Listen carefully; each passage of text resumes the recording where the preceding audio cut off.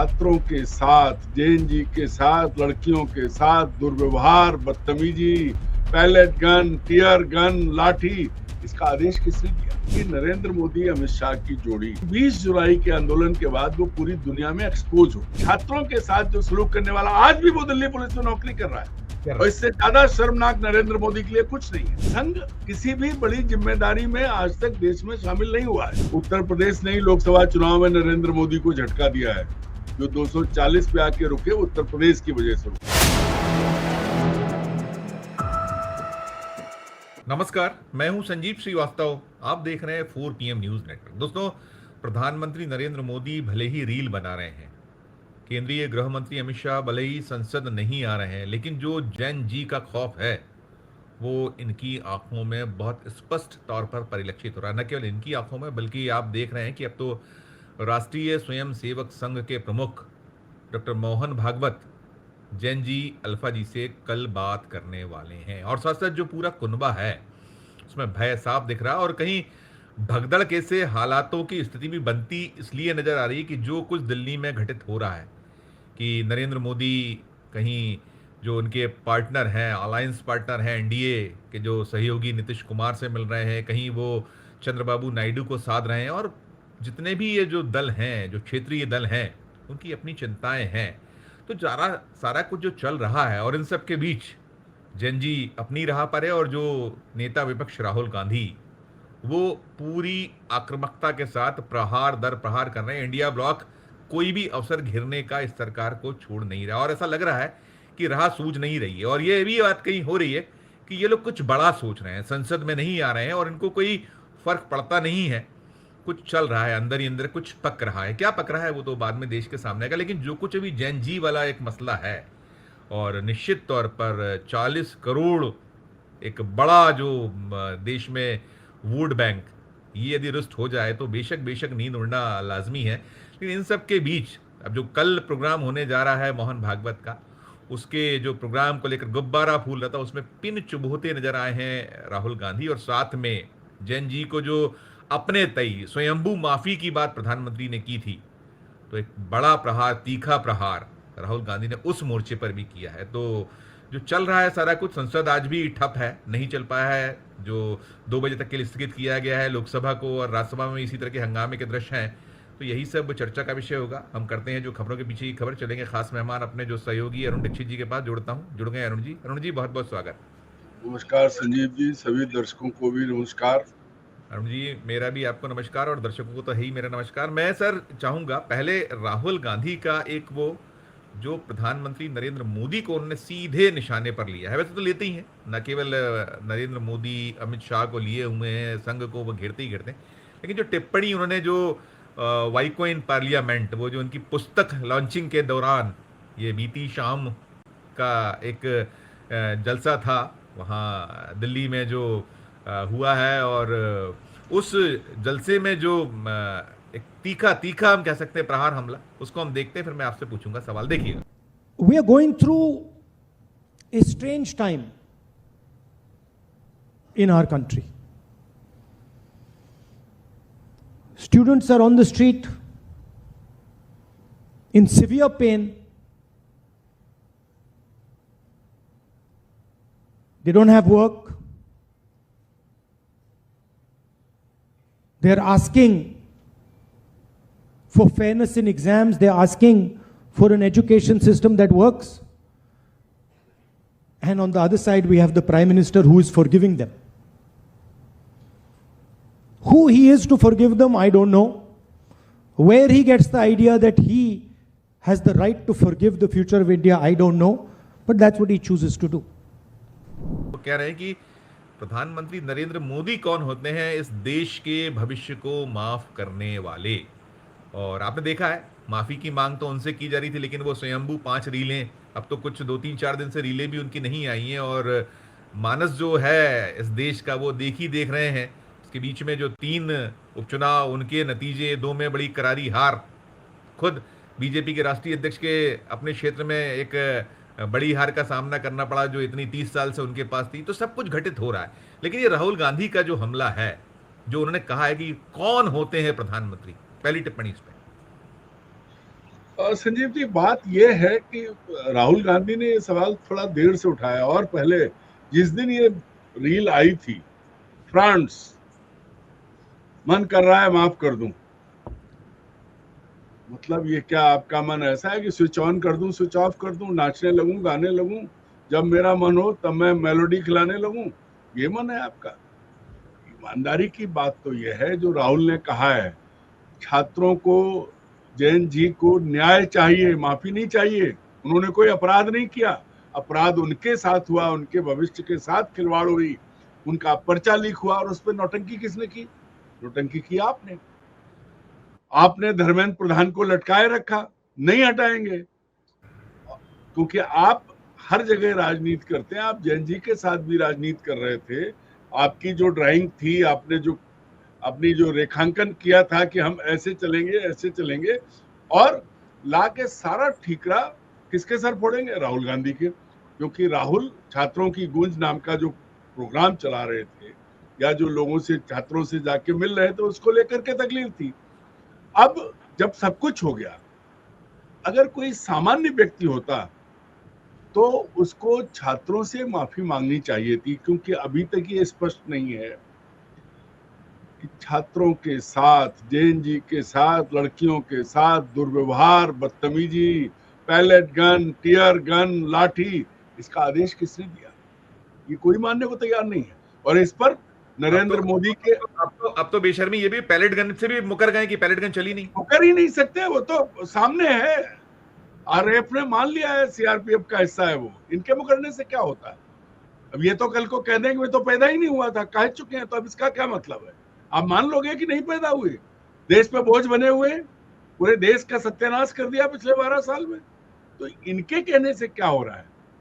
आपको सबसे पहले उन छात्राओं से माफी मांगनी चाहिए थी जिनके साथ आपके पुलिस अफसरों ने बदसलूकी की, बदतमीजी की, जो उनकी गरिमा से छेड़छाड़ की, कायदे से उनके खिलाफ मुकदमे दर्ज होने चाहिए थे। लेकिन आप क्या करवा रहे हैं? एक 15 साल की बच्ची के परिवार पर दबाव डाल के उससे माफी मंगवा रहे हैं। उसके बाद आप खीसे निपोरते हुए कहते हैं, मैं मन कर रहा है, मुझे गाली दी गई, मेरी माँ को गाली दी गई, और आप जो कर रहे थे, दरअसल यूं करो तो एक भगवान देखता है, 3 आपको आते हैं, एक सामने जाती है। ये बहुत पुरानी कहावत है, पहली बार नहीं है, सब जानते हैं, लेकिन नरेंद्र मोदी नहीं जानते।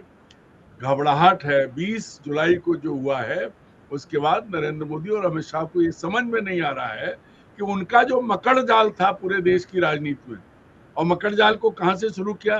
पहले कांग्रेस पे हमला शुरू किया उन्होंने, उसके बाद उन्होंने क्षेत्रीय दल तोड़े, आखिरी निशाना उनका जो है वो ममता बनर्जी पर था, जो अभी भी चल रहा है। उनके वो सांसद जो मोदी को गाली देते थे, अचानक जाके मोदी की गोद में बैठ गए। अब उनको बेचारों को ना तो कोई प्लेटफॉर्म मिल पा रहा है, ना ही जो है वो एनडीए में शामिल हो पा रहे हैं ठीक से, बीजेपी में भी नहीं जा पा रहे हैं। ये क्यों? लगातार ये हरकतें किसने की हैं? ये नरेंद्र मोदी और अमित शाह ने की। और इसके बाद अगर आप बड़ी बेशर्मी से कहते हो मन करता है माफ कर दूं, मत करो माफ, क्या उखाड़ लोगे? जो करना था कर चुके आप। पूरे देश में, देश के हर राज्य में उबाल है, और जैन जी का जो आंदोलन का जो परिणाम है, देखिए अभिजीत दीपके और सोनम वांगचुक और सारी लड़ाई को एक तरफ करो, उसके बाद जो देखो कितने हथकंडे अपनाए हैं संजीव जी। आरएसएस और उसके एलाइज एक अभियान चला रहे हैं कि इस आंदोलन में मुसलमान घुस गए थे, मुसलमान, पाकिस्तान सब ले आए हैं, लेकिन कुछ कर नहीं पाए। तो हिंदू मुसलमान नहीं चला, उसके बाद क्या ले आए? इसके बाद संघ के लोग अब वो चला रहे हैं। अब आरक्षण की क्या जरूरत है? जब दीप के दलित होके इतना बड़ा अम्बेडकरवादी लोग, आबादी लोग इतना बड़ा आंदोलन चला सकते हैं, तो अब आरक्षण की क्या जरूरत है? इनके घिनौने इरादे देखो आप। ये जो है, ये किसी भी स्थिति पे जाने को तैयार है, और अभी जो ये भागे घूम रहे हैं, मुझे तो ऐसा लगता है कि कोई नया षड्यंत्र रच रहे हैं, कोई बड़ा खेल हो सकता है, कोई ऐसा। देखिए पुलवामा हुआ है, पहलगाम हुआ है, क्या क्या कितने किस्से गिनाओगे आप? गोधरा से शुरू करो, इनकी राजनीति उसके इर्द गिर्द ही घूमती है। कुछ बड़ा करो और ध्यान बटाओ, मीडिया इनकी गोद में बैठा है, विपक्ष को ये लगातार लांछित कर रहे हैं। बचा कौन है? बचे हैं छात्र जो आ गए अचानक, जो इनके कंट्रोल में नहीं थे। अब उनको घेरने के लिए, चाहे पहले तो मोहन भागवत जी ने कहा था डिक्टेट नहीं करना है, डिस्कशन करना है, वो मोदी जी को नहीं समझ में आया, वो माफी डिक्टेट कर रहे थे। अब कल भागवत जी क्या करते हैं ये भी देखेंगे हम लोग। मैं आप उस पर बात करें, इसके पहले मैं राहुल गांधी का वो भी जो उन्होंने कहीं संघ पे निशाना साधा है वो वक्तव्य दिखाना चाहूंगा, आपकी अनुमति से। क्षमा चाहूंगा, टोका है मैंने, और दर्शकों को भी क्षमा चाहूंगा कि ये लिंक ना टूटे। देखिए, ये राहुल गांधी ने संघ को निशाने पर लेते हुए कहा है, behind the thinking of the Prime Minister and behind the thinking of his colleagues, and particularly the RSS, is a very dangerous and caustic idea. The idea that this country is not an expression of the many. In the constitution, it's clearly written, India, that is Bharat, is a union of states. A state is an expression of the people of India. When we say Tamil Nadu, we are not just saying empty words. Inside those words is the history of the Tamil people, the language of the Tamil people, the pain, suffering, happiness of the Tamil people. And so the constitution says that every state represents one history, one tradition, one language, one expression of our people. And so every single state has the right to that expression. Every single state must be treated fairly. And when I spoke of consistency, when I said Mr. Vaiko is a consistent politician, the one thing that he has defended all his life is the aspirations, the dreams, the imagination of the Tamil people. Tamil language, the future of Tamil Nadu, the suffering of Tamil Nadu, and that is really what India is about. Every state has the right to express itself. Every state has the right to its own culture, the right to its own history, the right to its own language. And here we have suddenly some ignorant people who don't understand the Tamil language, who don't understand the Tamil people, who don't understand the Marathi people, who don't understand the Bengali people, who don't understand the people from Kerala, and say no. None of these histories are relevant. None of these imaginations are relevant. None of these languages are relevant. The only language, the only history that's important, relevant, is the one ascribed by the RSS. And this is really what the fight is about. This is why the students are outside. Because India will never accept, will never ever accept any of its cultures, any of its languages, any of its histories to be trampled by anybody. And that is what really all the people on this stage do. They defend the idea of India in their own way, in their own state, in their own way, with their own imagination. देखिए अरुण जी, ये आपने सुना, और इसके अलावा वो भी है कि सैनिक स्कूलों को कैसे आरएसएस के हवाले किया जा रहा है। सफाई आई है, रक्षा मंत्रालय के सूत्र आगे आए कि सारा कुछ प्रॉपर हो रहा है। सूत्र आते हैं, अब कोई ऑफिशियल बयान वक्तव्य नहीं आता, सिर्फ सोर्स होते हैं, और मोदी मीडिया उसको प्ले अप करता है। उसने किया है कि साहब वो जो है गलत है, और जो सोर्सेस कह रहे हैं कि ये सब, और सबूत मांगे जा रहे हैं। कहा गया है कि सबूत दे राहुल गांधी। तो ये जो संघ प्रमुख का जो कल का जलसा है, जो अंबानी जी के परिसर में होने वाला है मुंबई में, जिसकी बड़ी तैयारी है, वो जो जैन जी भी है, अल्फा जी भी है, तो पिन तो चौबोदी है सर उसमें एक। और दूसरा जो ये इस पर सफाई आई है, आपने सैनिक स्कूल के बारे में आपको पूरा इल्म है, आपने बहुत कवर किया है, रक्षा मंत्रालय को भी और गृह मंत्रालय को भी, कहिएगा दोनों पर आप। देखिए, सबसे बड़ी चीज ये है, पहले सैनिक स्कूल पे संक्षेप में बात करके खत्म करते हैं। सैनिक स्कूल वो पवित्र जगह थी जहां बड़ी मुश्किल से, मतलब उसकी सैंक्टिटी थी, उसका सिस्टम था।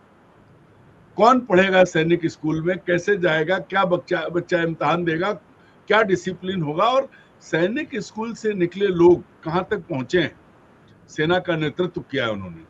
तो वहां, क्योंकि अब इनकी क्या है, इन्होंने शैक्षिक संस्थानों में संघ घुसेड़ दिया, किताबों में संघ घुसेड़ दिया, इतिहास बदलवा दिया संघ से, फौज में संघ भर्ती नहीं कर पाए।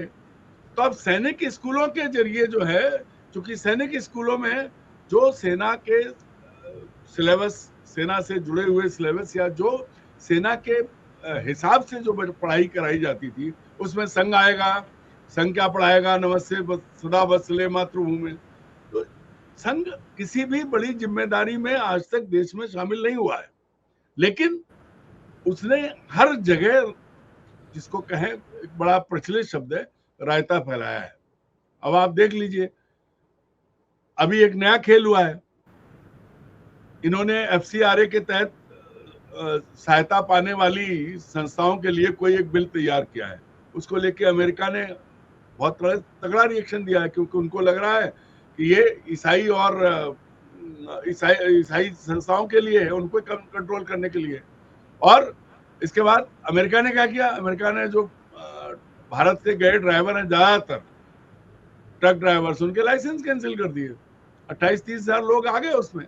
तो ये अभी तक मुसलमानों को मारते रहे, चूंकि मुसलमान, पूरी दुनिया में मुसलमानों में एकता नहीं है, आपस में ही लड़ के मर रहे हैं, उसका फायदा। लेकिन ईसाई एकता जो है वो दुनिया जानती है, उस पर हम लोग यहाँ बात नहीं करेंगे। मणिपुर में जो हो रहा है उसमें दुनिया की नजर रही है, कौन निशाने पर है। तो अब ये एक नई चीज हुई है कि आप यहाँ जो कर रहे हो उसको क्रिएट कौन कर रहा है, अमेरिका कर रहा है। इस पर सवाल यह है कि क्या संघ जिसको सबसे ज्यादा आप सरकारी मदद दे रहे हैं, सबसे ज्यादा जो सीएसआर है उसका पैसा मिल रहा है, और जिसका रजिस्ट्रेशन तक नहीं है, और एफसीआरए के तहत आने वालों पर आपने रिस्ट्रिक्शन ला दिए, तो अब दुनिया भर में ये बातें होने लगी। ये तो संघ के ऊपर रही बात, राहुल गांधी ने बिल्कुल सही कहा है। संघ जो है खेल के भीतर तो रहता है, चोट के बाहर रहता है। कब कोई जिम्मेदारी की बात आए, मेरी कोई राजनीति नहीं, मेरा कोई मतलब नहीं, हम तो सामाजिक सांस्कृतिक संगठन है। लेकिन राष्ट्रपति संघ का, उपराष्ट्रपति संघ का, प्रधानमंत्री संघ का, सब जगह संघ है। जहां भाजपा है या डबल इंजन की सरकार है, वहां संघ है। अब ऐसा नहीं है कि हितों का टकराव नहीं होता है। नरेंद्र मोदी खुद को भगवान मानते हैं, संघ के सामने उनके हितों का टकराव तो आप देखिए, राम जन्म के मंदिर की चोरी, पहले बड़े कायदे से नरेंद्र मोदी ने मंदिरों में संघ को घुसने दिया। बनारस का मंदिर हो, दिल्ली का मंदिर हो, आपका महाकाल का मंदिर हो, और राम मंदिर हो, सब जगह संघ की भूमिका है। और अब जब राम मंदिर में चोरी की बात आई तो संघ को अकेला छोड़ दिया। अब उसमें जो है वो योगी जी जो है वो कह रहे हैं कि हम जो है उसको जो है वो अलग करेंगे, सरकार का कोई रोल नहीं है। लेकिन जब राम मंदिर के ट्रस्ट में 2 अफसर बैठे तो अलग कैसे हो सकती है? तो ट्रस्ट करे, केंद्र सरकार करे। राहुल जो कह रहे हैं, देखो, रार की जड़ तो संघ है, क्योंकि संघ बैकडोर से पूरे भारत के पूरे सिस्टम पर कब्जा करके और एक हिंदू राष्ट्र लागू बनाना चाहता है, जिसकी काफी हद तक उसको उसमें सफलता मिली है। आप सब जहां देख लीजिए। और ये जो पर्चा लीक का मामला था, ये वही षड्यंत्र था। कितने पर्चे लीक हुए 12 साल में? अब ये कहोगे पहले भी होते थे, यहां भी हुए, झारखंड में हुआ, पंजाब में हुआ। वो तो हुआ, पर इसका ये मतलब थोड़ी ना कि वो सब चोर है तो आप भी चोरी करोगे और आपको लाइसेंस मिल जाएगा।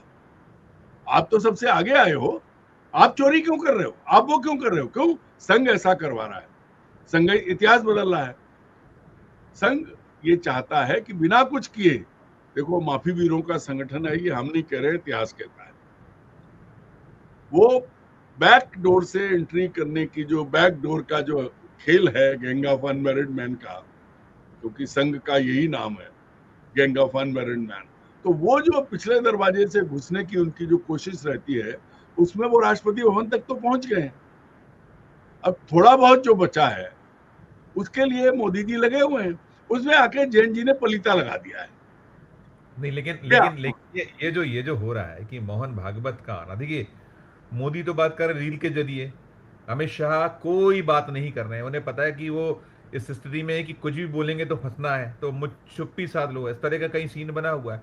तो ऐसे में जो ये कोशिश है मोहन भागवत, और आप याद कर, मतलब 8 तारीख को है वो जो राहुल गांधी का भी, वो जो छात्रों की गूंज पटना में? प्रयागराज में है, उत्तर प्रदेश, जहाँ जहाँ अभी अगले वर्ष चुनाव होना है, और अब वो भी साध नहीं पा रहे हैं जो योगी आदित्यनाथ है। उनकी भी बहुत सारी मुश्किलात हैं, जो दिल्ली कर रहा है उससे वो भी बहुत प्रभावित, उनका वो बटना कटना, एक रहोगे साथ, एक रहोगे सेफ रहोगे, ये सब चल नहीं पा रहा है फिलहाल। देखिए संजीव जी, वहां भी जो है योगी के पीछे कौन पड़ा है? मोदी पड़ा है, क्योंकि योगी और मुख्यमंत्रियों की तरह पर्ची वाले तो है नहीं।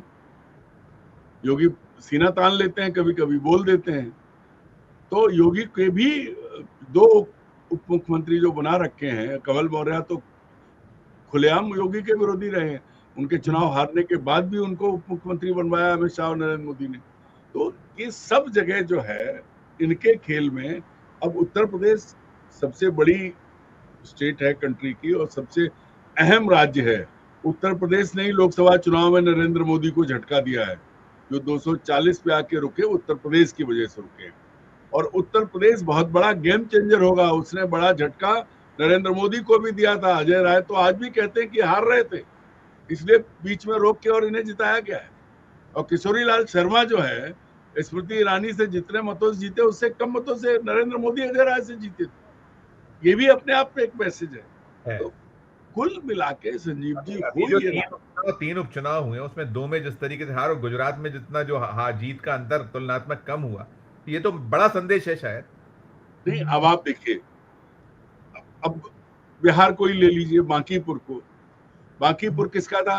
राष्ट्रीय अध्यक्ष का इलाका था, मतलब 7-8 चुनाव, 2-3 दशक से बीजेपी का कब्जा था। अब आप कुछ भी करें, ये जो अंदर का खेल होता है उसमें आपने ये साबित करने की कोशिश की। हालांकि अब वो कहेंगे कि बताओ कहां बोला था कि कुत्ता बिल्ली भी लड़ा देंगे तो जीत जाएगा। ये बात तो सब जगह हुई, कोई पद ऐसा नहीं बचा है। बोला नहीं था अरुण जी, लेकिन थॉट तो यही रहा है कि जो नहीं, मैं कह रहा हूं ना, कोई पद ऐसा नहीं बचा है जहां इन्होंने उस पद की गरिमा को डिग्रेड नहीं किया है।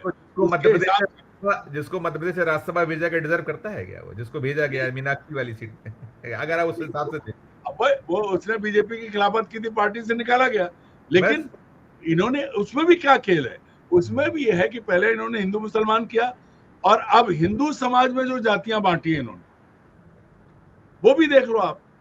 फंस गया है, वो फंस गया, उसको लेकर आ गई ये कहानी पूरी की पूरी की। वो जो है कोर्ट गया है मामला, कोर्ट ने नोटिस दिया है, आ गया है मामला उसके खिलाफ। अब ये कहीं ऐसा होगा कि आप कांग्रेस के कैंडिडेट का नामांकन रद्द कर दो फ्यूंसी ग्राउंड पे और अपना कैंडिडेट जिता लो, क्योंकि विधानसभा का जो सचिव है, जो निर्वाचन अधिकारी था, उसको आपने सेवा वृद्धि दी है, उसको नौकरी इसी काम के लिए मिली थी। रिटायरमेंट के बाद 4 दिन पहले उसका सम्मेलन किया, अब वो 4 साल रहेगा। वो व्यक्ति तो यहाँ रहने वाला है, उसने अपने नमक का हक अदा कर दिया। आपको अब कोर्ट में तब तक 6 साल निकल जाएंगे, क्या फर्क पड़ना है? ऑफ ट्रैक मैं नहीं कर दी, मैं समझ रहा हूँ, ऑफ ट्रैक कर दी मैं। तो वहीं लाके समाप्त करिए कि जो ये दृश्य है, क्या ये अब इतनी उलझ गई है जो गुत्थी है, कैसे सुलझेगी, उसको सुलझाने के लिए वहीं लाके खत्म करूंगा कि जा रहे हैं डॉक्टर साहब मोहन भागवत साहब, और ये कोशिश है कैसे परवान चढ़े, यहाँ पर खत्म। देखिए मोहन भागवत जी जो हैं, उनका प्रबोधन, प्रवचन, ये संघ प्रमुख के पास यही एक काम होता है। और उनके पास विंग है, उनके पास विद्यार्थी परिषद है, उनके पास युवा मोर्चा है, उनके पास अपनी जैन जी है। वो इस जैन जी से बिल्कुल अलग है, और उस जैन जी को सबने देख लिया है, उसके अलग अलग रूप देख लिए। तो वो सिवाय बोलने के कुछ और कर ही नहीं सकते। वो जो करते हैं वो सामने आके कभी नहीं करते। आज तक कभी संघ सामने आया हो तो बताओ। तो ये उनका खेल है। वो एक 2 तरीके हैं, 2 बातें होंगी इसमें। एक तो वो इसके जरिए अपना मैसेज देंगे, और दूसरे वो जो डिस्कशन करो, डिक्टेशन मत दो, डिक्टेट मत करो, वो भी बताना चाहेंगे, क्योंकि मोदी जी से भी संघ खुश नहीं है। बिल्कुल। संघ अपनी अपनी ताकत समझता है और मोदी जी तो कहते हैं कि अहम ब्रह्मास्मि, मैं तो मुझसे बड़ा कोई है नहीं। गन्ने को जितना निचोड़ना था निचोड़ लिया है, वो तो गन्ना रहता है सामने, जितना आप कई बार डाल के आप तो स्थिति देख लीजिए ना, ये तो तो आपने जहां से शुरुआत की थी वो मैं आपको वहां पर मैं खत्म करता हूं। दरअसल क्या है कि नरेंद्र मोदी अमित शाह की जोड़ी इस जेएनजी 20 जुलाई के आंदोलन के बाद वो पूरी दुनिया में एक्सपोज हो गए। बिल्कुल उनके पास कोई रास्ता नहीं है। अब वो ये नहीं समझ पा रहे हैं कि अब वो कैसे आगे बढ़े। तो रीलें बनी, रीलों में भी वो युगो खत्म नहीं हुआ, वो जो घमंड है वो नहीं टूटा। मन करता है माफ कर दूं। अगर कोई संवेदनशील व्यक्ति होता तो सबसे पहले उस बालिका से माफी मांगता जिसके साथ पुलिस अफसर ने कैमरे पर बदतमीजी की है। ऐसा दुनिया में कहीं नहीं देखा होगा। ऐसे तो फोर्सेस ने पूरे सेना पर बलात्कार के आरोप पूरी दुनिया में लगते हैं, पुलिस फोर्सेस पे अत्याचार के आरोप लगते हैं, लेकिन छात्रों के साथ जो सलूक करने वाला आज भी वो दिल्ली पुलिस में नौकरी कर रहा है। और इससे ज्यादा शर्मनाक नरेंद्र मोदी के लिए कुछ नहीं है। तो अगर उन्हें माफी मांगनी थी तो वहां से शुरुआत करते, माफ करने से पहले माफी मांग लेते, अपनी गालियों का वजन नहीं तोलते, नंबर देख लेते जो कहते 80 करोड़ लोगों ने देखा। अब वही बात है, अब ये नहीं समझ में आ रहा है करें तो क्या करें। उधर ट्रंप बार बार जूते मार रहे हैं, भारत को अपमानित कर रहे हैं, आप कुछ नहीं कर पा रहे हैं, जवाब तक नहीं दे रहे हैं। जो कुछ हो रहा है, यहाँ जेएनजी आ गई, आपको आखिरकार पहली बार ऐसा हुआ कि आपको इस्तीफा लेना पड़ा, और अभी बहुत होंगे होंगे बिल्कुल। ये जो बस समाप्त कर रहा हूं कि बांकीपुर, दतिया, अब माजलपुर छोड़ दीजिए, माजलपुर में भी 70-80 हजार वोट कम हुआ है, लेकिन बांकीपुर और दतिया, अब आप एक लाइन में बात खत्म करता हूं कि आप किसको किसको सजा दोगे, और ईमानदारी से जब आत्ममंथन करोगे तो मैं कम से कम मध्य प्रदेश के संदर्भ में तो ऐसा कहता हूं, फिर तो आपको पूरा नेतृत्व बदलना पड़ेगा। ठीक बात, सब बदलने पड़ेंगे। क्यों? क्योंकि अपने आप को दोषी थोड़ा थोड़ा सब मान रहे हैं। कोई चिट्ठी लिख के माफी मांग रहा है, कोई कुछ कर रहा है। अकेले नरोत्तम मिश्रा के सर पर पानी ढोलने से कुछ नहीं होने वाला है, सब जिम्मेदार। इसमें सबसे आखिरी लाइन मैं बोलता हूँ आपकी तरफ से कि नेतृत्व ही जिम्मेदार है। जो अभी यहाँ हम खड़े हैं, आप देश को यहाँ लाके खड़ा किया, तो वो प्रमुख जिम्मेदार है, वो दे तो सब बात बन जाए। बहुत शुक्रिया अरुणी, धन्यवाद, आभार। नमस्कार दोस्तों, आप सुन रहे थे ये कि जो जैन जी ने कैसा फंसा रखा है, चाहे वो भारतीय जनता पार्टी हो या राष्ट्रीय स्वयंसेवक संघ हो या बीजेपी का पूरा कुनबा। अब उभरने निकलने की कोशिश है, लेकिन वो परवान अभी तो चढ़ती दिखती नहीं है, और कुछ बड़ा करने वाले ये बार बार देखिए क्या कुछ बड़ा करते हैं। और कल मोहन भागवत का जलसा, और फिर 2 दिन बाद राहुल गांधी का प्रयागराज में वो शो, छात्रों की गूंज, तो बहुत मजा आने वाला है, ये देखिएगा। और विपक्ष तो बिल्कुल शांत होने, किसी भी सूरत में पीछे हटने को तैयार नहीं, और जैन जी भी आके अडिग होकर खड़ा हो गया है, और मुश्किल में ये सरकार भी है और उनका कुनबा भी। इस चर्चा में इतना ही। पूरी चर्चा को सुनने के बाद आपकी अपनी जो राय हो, आपकी अपनी जो टिप्पणी हो, जरूर हमारे इस वीडियो के कमेंट बॉक्स में राय प्रकट कीजिए, टिप्पणी कीजिए। और अच्छी लगी हो चर्चा तो चैनल को लाइक कीजिए, सब्सक्राइब कीजिए, ज्वाइन करना समझता हूँ हमारी हौसला अफजाई होगी। प्यार और स्नेह देखते रहिए 4 PM न्यूज नेटवर्क। धन्यवाद, नमस्कार।